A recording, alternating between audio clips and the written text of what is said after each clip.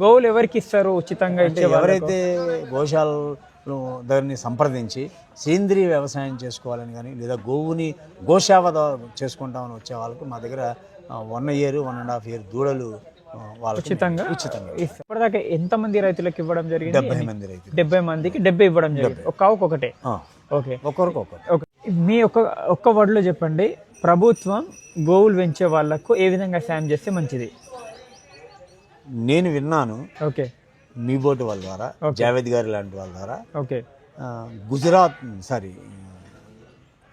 యూపీలో ఉత్తరప్రదేశ్లో యోగి ఆదిత్యనాథ్ దాస్ గారు గో మహాలక్ష్మి అనే స్కీమ్ పెట్టి ఎవరైతే పేదవారు ఉన్నారో నిరుపేదలు ఉన్నారో 6 గోవులను పెంచుకునే వాళ్ళకి 3 గోవుల చొప్పున నెలకి 750 రూపాయలు, అంటే 3 గోవులకి 2250 రూపాయలు చొప్పున వారి అకౌంట్కి ఖాతాలుగా బదిలీ చేస్తారు.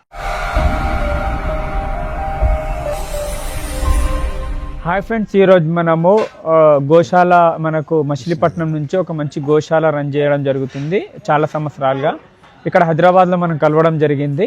ఇక్కడ అడుగుదాము, గోశాల కొత్తగా స్టార్ట్ చేసే వాళ్ళు ఏ విధంగా 50 గోవులు ఉన్నాయి, గిర్, కాంక్రెస్, సహివాల్ ఉన్నాయి. అందులో అన్నగారి ఎక్స్పీరియన్స్ ప్రకారంగా ఏవి మంచి బ్రీడ్స్, అంటే దేశంలో అన్ని మంచి బ్రీడ్స్, కానీ ఇక్కడ మన వాతావరణానికి ఏ విధంగా అలవాటు అయితే ఏ మంచిగా ఎక్కువ పాలిస్తాయి అని డీటెయిల్గా అడుగుతాము. ఇంకా గోస్ సేవ చేయడం జరుగుతుంది, దాని మీద అడుగుతాము.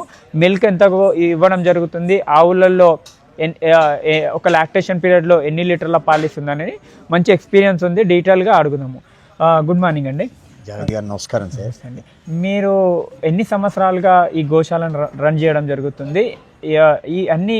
మీకు ఎన్ని విషయాలు తెలవడానికి కారణం ఏంది? నేను 2009లో సేవ్ వ్యవస్థాపకులు విజయరామ్ గారి యొక్క ప్రేరణతో కృష్ణా జిల్లా మచిలీపట్నంలో ఒక గోశాల ప్రారంభోత్సవం చేయడం జరిగింది. ఓకే, పేరు గోశాల పేరు వాసుదేవ గోశాల.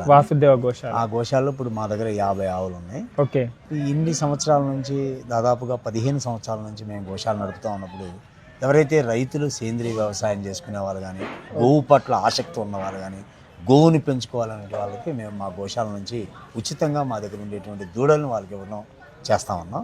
అలా 70 గోవులను మేము ఉచితంగా ఇచ్చాం అనమాట. రైతులకు ఉచితంగా ఇస్తారా? ఇచ్చాం. మీ దగ్గర నుంచి? మా దగ్గర చిన్న దూడలు వస్తాయి కదా, ఆ దూడలన్నీ వస్తాయి.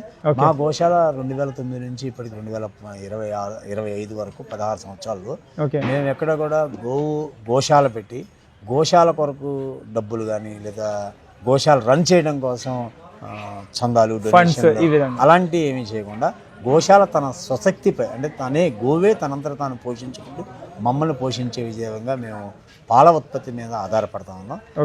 ఎక్కువగా భారతదేశంలో ఉన్నటువంటి గోజాతుల్లో ఆంధ్రప్రదేశ్కి చెందినటువంటి ఒంగోలుతో పాటు గుజరాత్కి చెందినటువంటి గిర్రు, అట్లాగే హర్యానాకి చెందిన సాహివాలు, ఈ 3 ఉత్తమమైనటువంటి పాల దిగుబడి ఇవ్వగలిగినటువంటి గోవులు అనమాట. అందుకనే ఎవరైతే గోశాల పెట్టాలన్నా, డైరీ ఫామ్ పెట్టాలన్నా దేశవాళీ ఆవుల్లో ఈ 3 జాతులను మనం ఉంచుకోవడం పాల దిగుబడికి చాలా ఉపయోగం. అట్లాగే కొంతమంది చెప్తా ఉన్నారు కాంక్రేజ్ కూడా మంచిది అని చెప్తున్నారు. దేశవాళీ ఆవుల పాలల వల్ల ఏ విధమైన ఉపయోగాలు ఉంటాయో మీ అందరూ చూస్తూ ఉన్నారు. గోవుని రోడ్డు మీద వదలాల్సిన అవసరం ఉంది. చాలా చోట్ల నగరాల్లో రోడ్ల మీద ఆవులను వదిలేస్తే ఆవులు కాగితాలు అట్లాగే చెత్త ఇవన్నీ తినడం చాలా మనకి గోమాత, భూమాత, మాత, అమ్మ లాంటిది. గంగి గోవు పాలు గరిటెడైనా చాలని మనం చదువుకున్నాం. కొంచెం పాలు తాగినా చాలు మనం అనుకున్నాం. పుట్టిన బిడ్డకి తల్లి దగ్గర పాలు లేకపోతే ఆ పాలను కొంచెం పట్టించండి అని చెప్తా ఉంటారు. అటువంటి ఔషధ గుణాలు కలిగినటువంటి గోవు, దేశవాళీ గోవుల్ని మనం పెంచాల్సిన అవసరం ఉంది. ఈ ఎన్ని ఎకరాలలో మన గోశాల ఉంది? మాది 7 ఎకరాల వ్యవసాయంలో ఉంది. మాది కృష్ణా జిల్లా మచిలీపట్నం, అంటే సముద్ర తీర ప్రాంతం అనమాట. మా ప్రాంతం అంతా కూడా ఉప్పు నీళ్లతో ఉండేటువంటిది.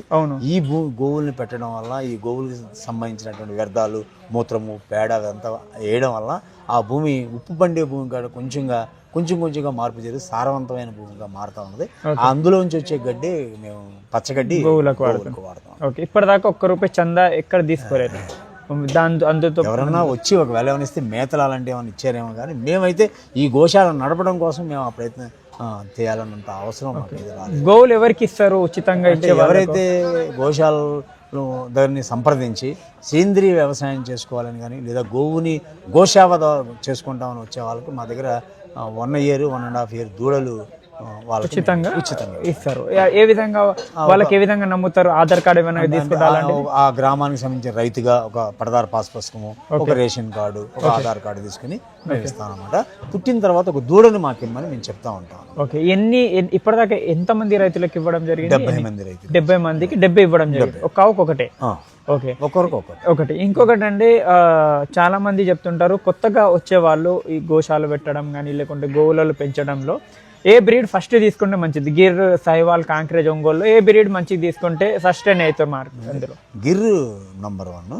అయితే ఏంటంటే గిర్రులో కానీ సహివాల్లో కానీ పాల దిగుబడి ఎక్కువ ఉండడం వల్ల, ఏదైతే డైరీ ఫారంలో ఏ రోజుకు ఆ రోజు శుభ్రం చేయబడడం వల్ల పాల ఏదైతే రొమ్ములో పాలకు ఎప్పుడు ఓపెన్ అయి ఉండడం వల్ల ఆ బ్యాక్టీరియా అందులోకి వెళ్ళి పొదుగుబాపు వస్తుంది తప్ప మనం ఆ జాతి వల్ల తప్పు మన దాంట్లో ఉంది కానీ ఆ జాతిలో లేదని అందరూ ఏమంటారంటే పాల దిగుబడి ఎక్కువ ఉండి రొమ్ములు చాలా పెద్దగా ఉండి గిరిలోను సాయివాల్లోను పొదుగువాపు వస్తుంది అంటారు. పొదుగువాపు వచ్చేది కేవలం మన డైరీ ఫామ్లో కానీ గోశాల మన తప్పు వల్ల వస్తుంది. అయినా ఏదైనా 1-2 వచ్చిన వాళ్ళ టెక్నాలజీ పెరిగింది, మందులు వచ్చాయి, అదంతా మనకి పెద్ద ప్రాబ్లం.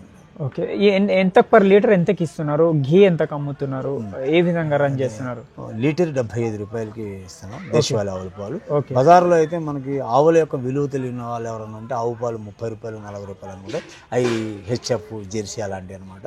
ఇది ఇండియన్ కౌ బ్రీడ్స్ అంటే అందరికీ అవేర్నెస్ ఎక్కువ ఉంది. A2 మిల్క్ గా అందరూ తీసుకుంటున్నారు. ఇది 75 రూపాయలు మా మచిలీపట్నంలో అయితే ఉంది. అట్లాగే మేము ఈ పాల నుంచి దాదాపుగా ఒక 40 లీటర్ల పాలుని మనం పెరిగి తోడుపెట్టి చిలికితే మజ్జిగ వెన్నపూస రాస్తే దాని నుంచి నెయ్యిగా వస్తుంది. దాన్ని మేము 3,000 రూపాయలకి ప్రమోట్ చేస్తాం. ఇక్కడ ఓన్లీ మచిలీపట్నంలోనే ఇస్తున్నారా? ఇంకొకటి అండి, దేశీయ ఆవులు లాంగ్ టైం మిల్క్ ఇవ్వని కొంతమంది అపోహ ఉంది. మీ ప్రకారంగా మీరు ఎన్ని రోజులుగా చేస్తున్న ప్రకారంగా ఎన్ని రోజులు ఒక లాక్టేషన్కి ఎన్ని రోజులు ఇస్తుంది? అమ్మ ఏ విధంగా 9 రోజులు గర్భిణీగా ఉంటుందో అట్లాగే గోమాత కూడా 9 రోజులకి డెలివరీ అవుతుంది. డెలివరీ అయిపోయిన తర్వాత నెల 15 రోజులకి అది సైక్లింగ్ స్టార్ట్ అయ్యి వస్తుంది. ఎవరి దగ్గర గిత్తలు ఉంటే అవి క్రాస్ చేస్తాయి. లేదంటే కనుక మనకి రైతులకు అనుభవం ఉంటుంది అంట, తీగ వేయడం, అప్పుడు దాన్ని క్రాస్ సెమంతో చేస్తారు. అది ఎప్పుడైతే సెమన్ చేసినప్పటికి కానీ అప్పటికి 2 నెలలు మీకు డెలివరీ అవుతుంది. ఇంకొక 4, 5 నెలలు 6 నెలలు పాలిస్తూ ఉంటుంది. అంటే 7 నెలలు అది పాల దిగుబడుతుంది. 2 నెలలే మీకు ఇవ్వదు. మళ్ళీ వెంటనే డెలివరీ అయిపోతుంది. ప్రెగ్నెంట్ అయినా 7 నెలల వరకు 7 నెలల సుడి వరకు పాలిస్తుంది. ఓకే, తర్వాత ఒక 2 నెలలు మళ్ళీ గ్యాప్ మనమే వదిలేస్తే మళ్ళీ తర్వాత డెలివరీ మళ్ళీ సైక్లింగ్ స్టార్ట్. యథార్థంగా చెప్తే ఈయనప్పుడు ఒక 10 రోజుల ముందు కూడా ఇస్తాయి. కాకపోతే అలా తీయడం వల్ల నెక్స్ట్ ఈతకి అవి పాలు సరిగా రావాలి. ఈ దానాలో ఏమేమి వాడుతున్నారు? మేము మా ప్రాంతంలో తిరిగేది వేరుశనగ చెక్క, అట్లాగే గోధుమ పొట్టు, తవుడు, ఇలాంటివన్నీ కూడా కలిపి నెలకు ఒకసారి సరిపోను అంత క్వాంటిటీ మేము పెట్టుకుని రోజుకి కొద్దిగా వాడుకుంటాం. మీ ఒక్క వర్డ్లో చెప్పండి, ప్రభుత్వం గోవులు పెంచే వాళ్లకు ఏ విధంగా సాయం చేస్తే మంచిది? నేను విన్నాను మీ బోటు వాళ్ళ ద్వారా, జావేద్ గారి లాంటి వాళ్ళ ద్వారా,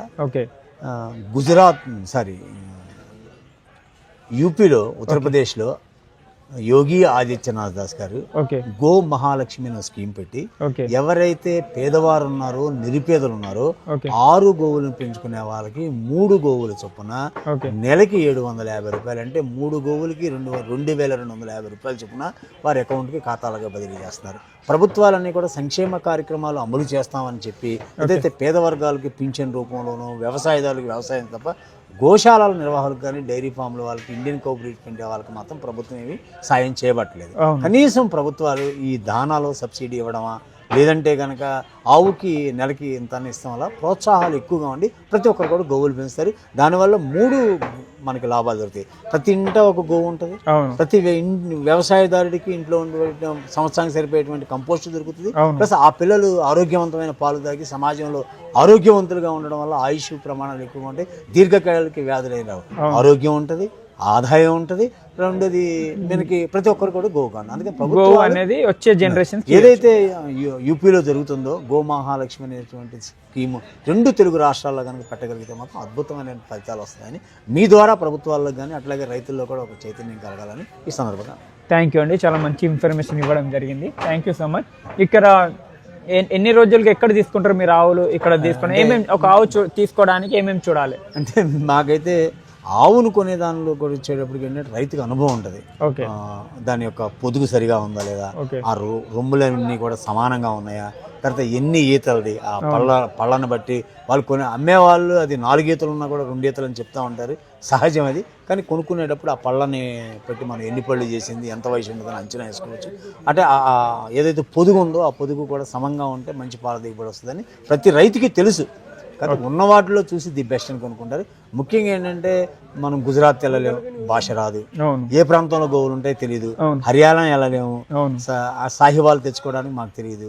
ఇట్లా కాకపోతే ఏదైతే మీలాంటి యూట్యూబర్ జావేద్ గారు లాంటి వాళ్ళు ఉన్నారో, ఈ సల్మాన్ బాయ్ కానీ లేకపోతే నదీం కానీ అక్రమ్ కానీ ఇలా ఎవరైతే లోళ్ళు తెస్తారో ఆ లోళ్ళు తెచ్చే వాళ్ళ దగ్గర పని కట్టుకుని ఒక గోసేవకులాగా మేము ఎలా సేవ చేస్తున్నాం మీరు కూడా అలా ఇలా లోడ్ అని తీసుకొచ్చి చూపడం వల్ల అందరూ కూడా ఫోన్లో చూసుకుని మనం ఈజీగా మోసపోకుండా వెళ్ళి, ఇప్పుడు గుజరాత్ వెళ్ళామనుకో మన భాష రాదు, మహారాష్ట్ర కొంతమంది మహారాష్ట్రలో దూలే మార్కెట్ అని వాళ్ళు చెప్తా ఉన్నారు. చెప్పినప్పుడు కానీ మోసపోవచ్చు కదా. మన ఊరు కానీ ఊరు మనం వెళ్తే ఏం చేయగలం, మనం ఆరోగ్యం